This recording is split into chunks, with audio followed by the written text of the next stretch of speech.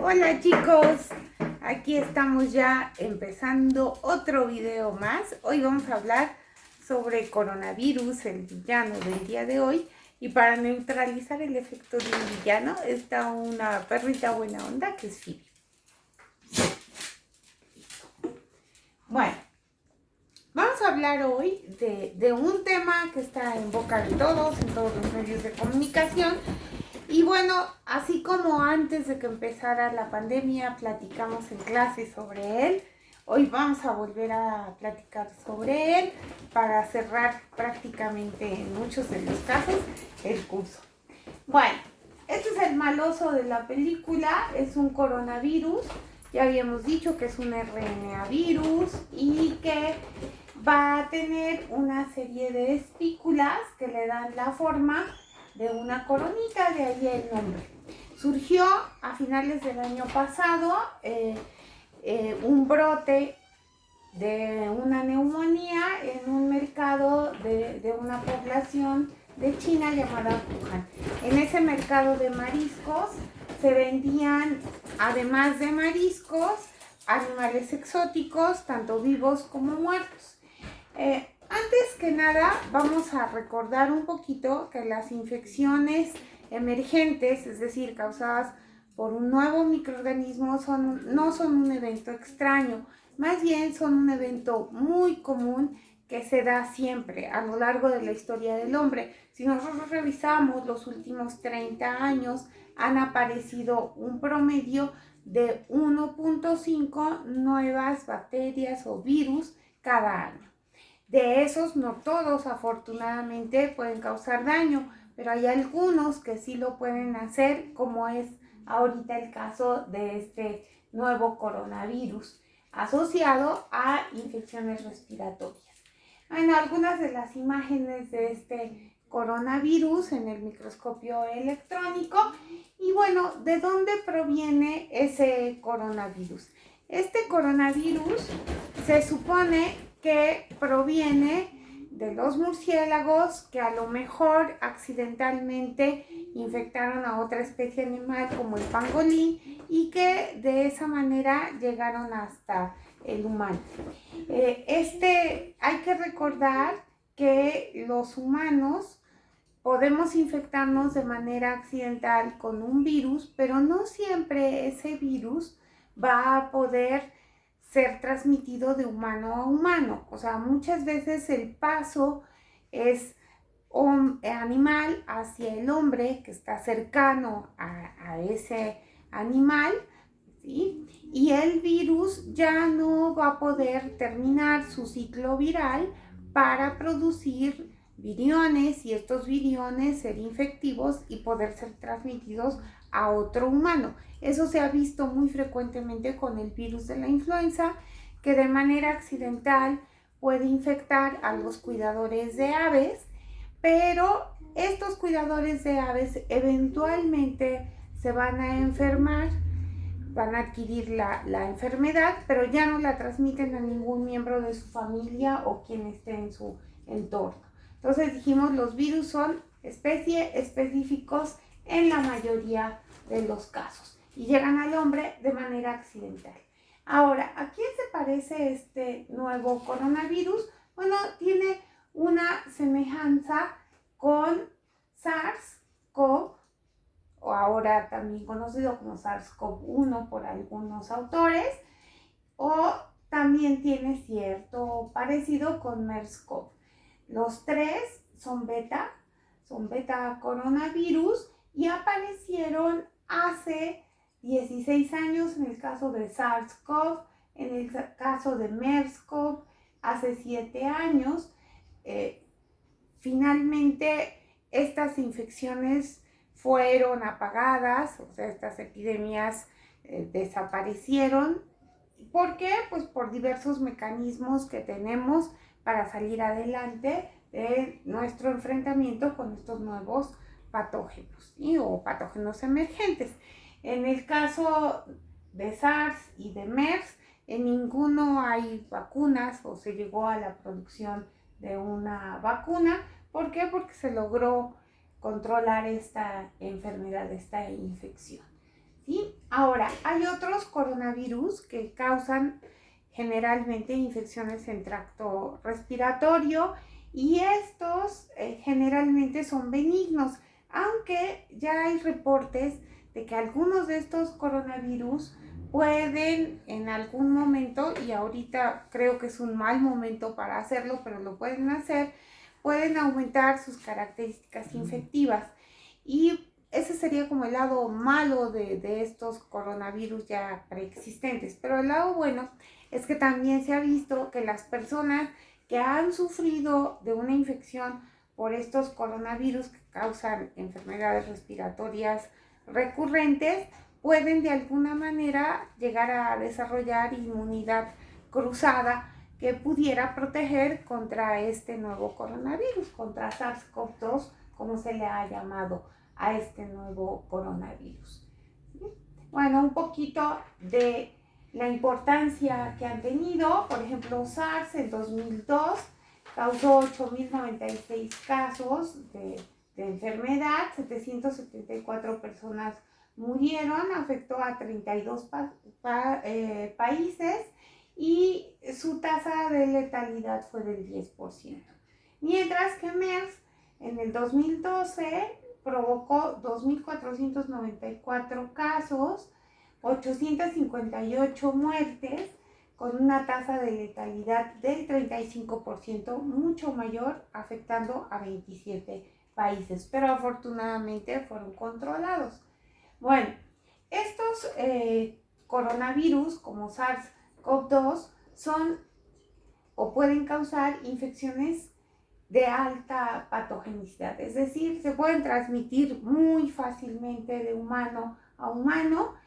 Hay un índice RO que mide la transmisibilidad de un virus y en este caso es de 3, que significa que cada enfermo puede infectar a 3 personas. Sin embargo, pues esto es variable y va a depender de muchas condiciones y demás. Hay un reporte de un caso en China de este nuevo coronavirus que una sola persona pudo infectar a 32. Entonces, les decía, puede ser variable. El principal modo de transmisión, siendo un virus de las vías aéreas, va a ser a través de secreciones respiratorias. Y este virus puede ser arrojado hacia el entorno a través de un estornudo o de la tos, de gotitas de saliva que pueden viajar hasta 2 metros e infectar a una persona. De ahí la medida de la sana distancia, que nos dice que debemos de estar alejados de una persona.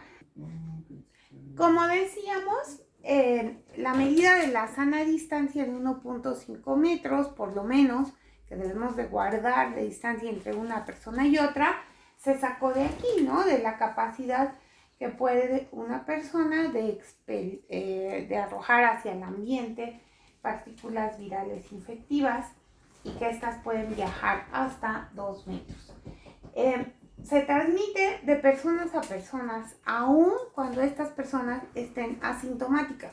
Ese es el problema grave, chicos, chicas que me están viendo y escuchando. El problema es que de lo que hemos visto últimamente, llegan jóvenes así sanos, rozagantes, echando relajo y demás, y resulta ser que son positivos y resulta ser que ya infectaron a su entorno, ¿no? Al entorno laboral o en casa. Bueno, decíamos que el problema son los asintomáticos, aunque también se ha visto que los presintomáticos son infectivos.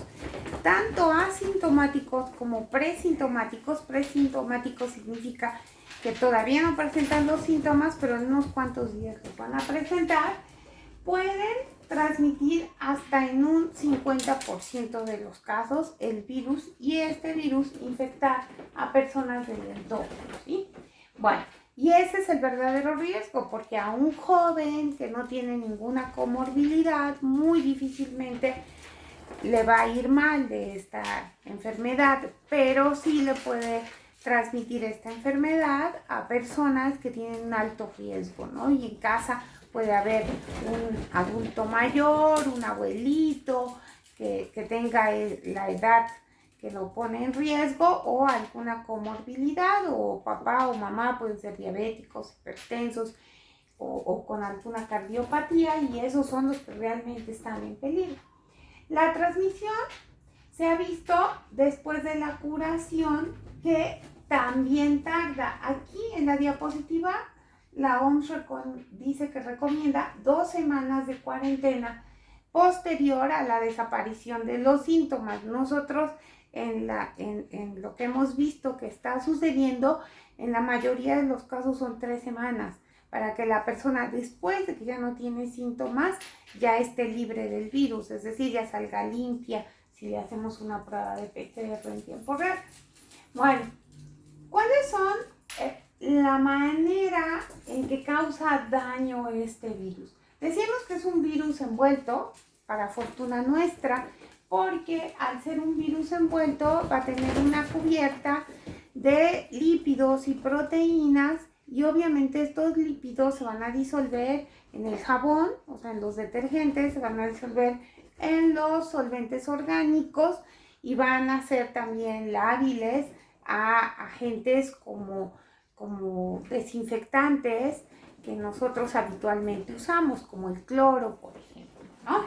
Entonces, esa es una grandísima ventaja, de ahí que nuestros mejores aliados sean la higiene, el lavarnos las manos, la cara, el asear todo nuestro entorno con un buen desinfectante o simplemente con cloro, vamos a estar protegidos. Y decíamos que van a tener también este virus, aparte de esa envoltura que va a estar aquí formando parte del virus, va a tener glicoproteínas en forma de espículas que le dan la forma de corona. Van a tener también proteínas de membrana, proteínas, porque la espícula es una glicoproteína. Vamos a tener también una nucleoproteína en esta región, y este virus va a estar protegiendo a través de estas estructuras a su RNA. Es un RNA virus. Recordemos que los RNA virus tienen que pasar de RNA a DNA, y ahora sí, ya este DNA puede pasarse después a un RNA mensajero y sintetizar la célula infectada, las proteínas virales. Este virus va a interaccionar con receptores en la célula. ¿Qué receptores son los que permiten la entrada del virus? AC2, ¿sí? Y estos receptores los podemos encontrar en una gran cantidad de órganos y tejidos, ¿verdad? Entonces, lo vamos a encontrar principalmente en pulmón, pero también lo podemos encontrar en otros órganos y tejidos. De ahí que el virus pueda llegar a otros órganos y tejidos e infectarlos, ¿no? Si han escuchado que uno de los signos y síntomas que se han descrito en las personas que tienen la infección es la pérdida del olfato, y esto se asocia también a la presencia de receptores para el virus en el nervio olfatorio. Bueno, entonces, ¿qué pasa dentro de nuestro organismo cuando nos infectamos con un virus? Bueno, generalmente tenemos un periodo o tiempo de incubación. Ese periodo de incubación, en el caso de este coronavirus, puede ser variable, puede ser tan rápido como 2-3 días, o puede ser tan largo hasta 14 días. Por eso es que las personas sugieren una cuarentena de 2 semanas, para estar seguro si una persona estuvo en contacto con un positivo, bueno, en ese lapso pudiera desarrollar ya signos y síntomas. Lo que hemos visto también muy frecuentemente es que las personas se están infectando y su periodo de incubación no es tan largo, es de unos cuantos días, ¿no? 2-3 días, 5 días, cuando ellos refieren haber estado en contacto con un positivo o con un agente que probablemente los infectó. Luego viene el periodo sintomático, donde es bien variable, puede ir desde dolor de cabeza, malestar general, dolor en las articulaciones, sobre todo, una tos seca y la fiebre, que es característica. No todos estos signos y síntomas se van a presentar en todos los pacientes. Nosotros hemos visto personas que lo único que refieren es un pequeño malestar en la garganta y a lo mejor un cansancio, y eso es todo. Y sin embargo, si uno les toma una muestra, están positivos con cargas virales altas. Y entonces significa que no en todos van a dar todos los signos y síntomas y no en todos van a ser tan severos. Ahora, hay un algo que induce en nuestro cuerpo una hiperinflamación, y esta hiperinflamación es la causante de un síndrome de distrés respiratorio agudo, de sepsis o de falla orgánica. ¿Qué es eso que puede estar ahí haciendo que se dé este fenómeno y que se den los eventos que finalmente pueden conducir a la muerte?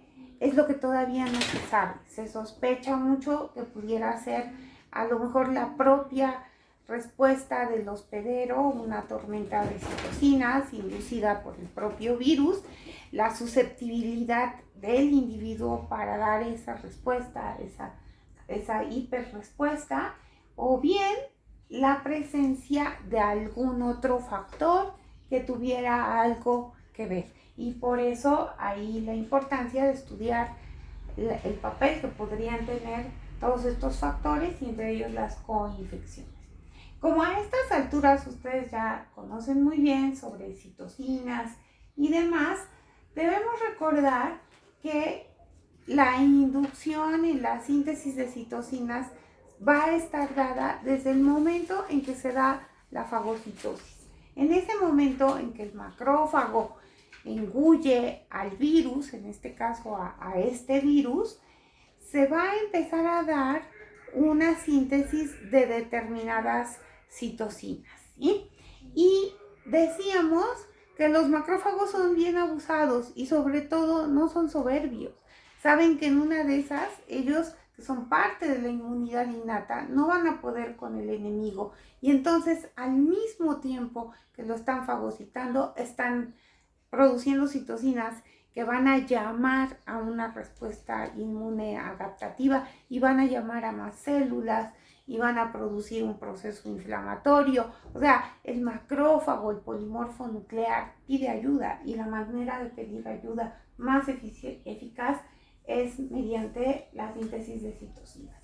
Entonces, vamos a tener que en estos pacientitos hay ciertas citocinas que se ven incrementadas. El interferón gamma, recordemos que todos los interferones tienen como función, entre otras, contener a las infecciones virales, TNF-alfa, interleucina 1 beta, interleucina 6, interleucina 18.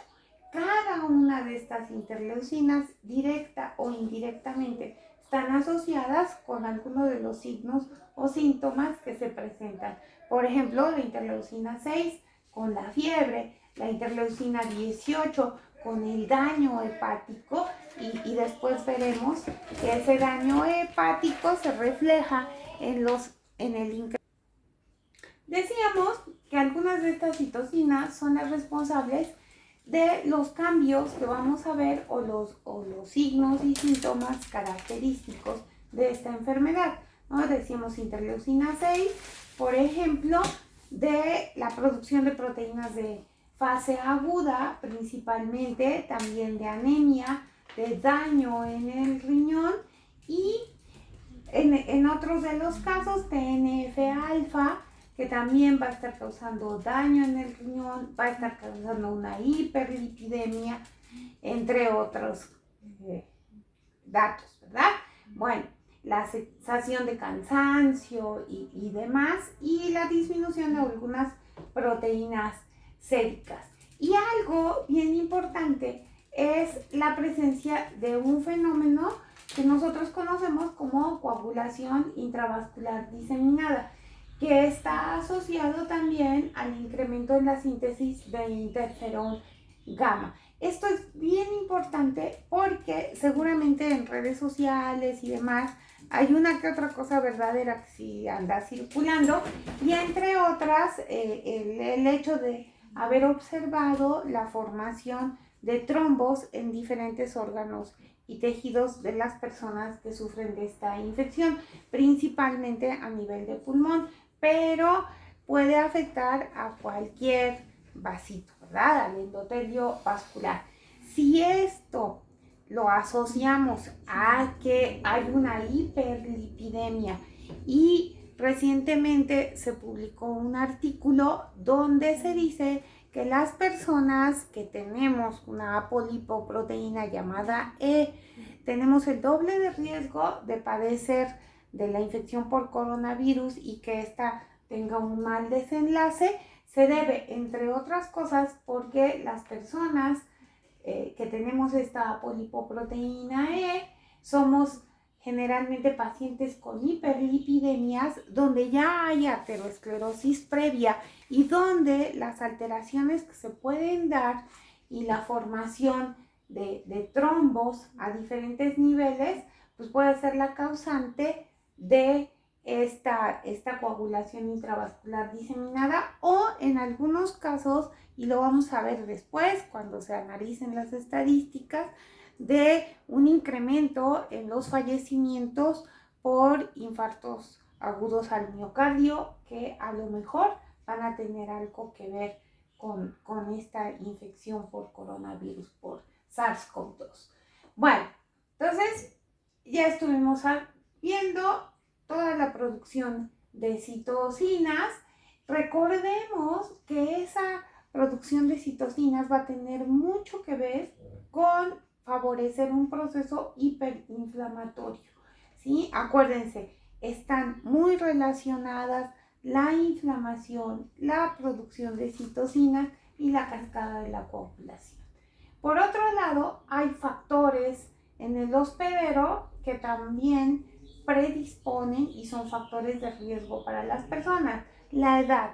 Los adultos mayores de 60 a 65 años son más susceptibles a desarrollar una infección de tipo severo. El hábito de fumar, la diabetes, entre otros padecimientos, pero ya sabemos también que algunas cardiopatías, EPOC, por ejemplo, las personas que tienen EPOC, ¿sí? Bueno, decíamos también que no solamente el pulmón tiene receptores AC2 para este virus, también los podemos encontrar en tejido adiposo. De ahí que las personas que tienen obesidad pues también tienen un factor de riesgo adicional, ¿verdad? Donde decíamos que también va a haber receptores en corazón, en hígado, en riñón y en tejido adiposo, además de pulmón, que es donde más encontramos, ¿sí? Bueno, ahora ya hemos visto que hay daños en diferentes lugares. Entonces, se ha tratado de buscar indicadores o bioindicadores que nos permitan predecir el curso de esta enfermedad, ¿no? Y entonces se han escogido y se han observado algunos como que predicen que estos casos pueden complicarse, ¿sí?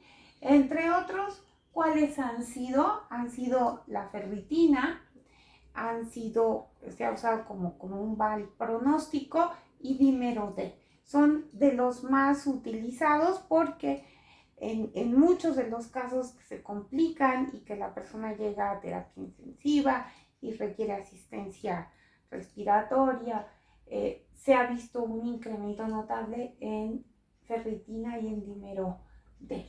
Entonces, algunas de las características que hemos visto: la edad es un factor importante. A los niños no les da tan severo, ahí se desarrolla otra enfermedad como la de Kawasaki, que recientemente también se ha descrito en niños. Y en personas adultas la enfermedad puede ser muy variable. Si no hay una comorbilidad, en términos generales les puede ir bien, pero si hay una esa comorbilidad o un cofactor que esté predisponiendo, pues entonces el pronóstico ya no es tan bueno, ¿verdad? Afecta ligeramente más a los hombres que a las mujeres. Bendito Dios que se acordó de nosotras y se compadeció. Bueno, entonces, esto es algo de las características que se han visto. También se ha buscado los incrementos en algunas de las citocinas que ya mencionamos: interferón gamma, interleucina 18, interleucina 6, 1 beta, 2RA, ¿sí? Todas esas se ha visto, ¿sí? Algunas proteínas de fase aguda, como la proteína C reactiva, algunas que nos dan idea del daño hepático, la lactato deshidrogenasa, TGO, TGP, ¿sí? La concentración de bilirrubina.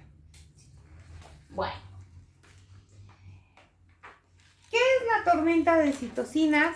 Ya dijimos, cuando vimos el tema de citocinas, que las citocinas se van a producir en cascada. Y una vez que una se produce, la que la puede regular es otra citocina, pero si se pierde ese proceso regulatorio, en ese momento se da una cascada de citocinas. Esa tormenta o cascada de citocinas es una respuesta inmune excesiva a un estímulo, en este caso es la presencia del virus, rápidamente progresiva y que puede ser mortal. ¿Por qué? Porque una vez que se da, pues ya no la podemos detener. Y aun cuando la producción de citocinas es parte de esta inmunidad innata, acuérdense que una hiperrespuesta es mala. O sea, la respuesta inmune es ni tanto ni tampoco. Tiene que ser la cantidad exacta para que nos pueda proteger.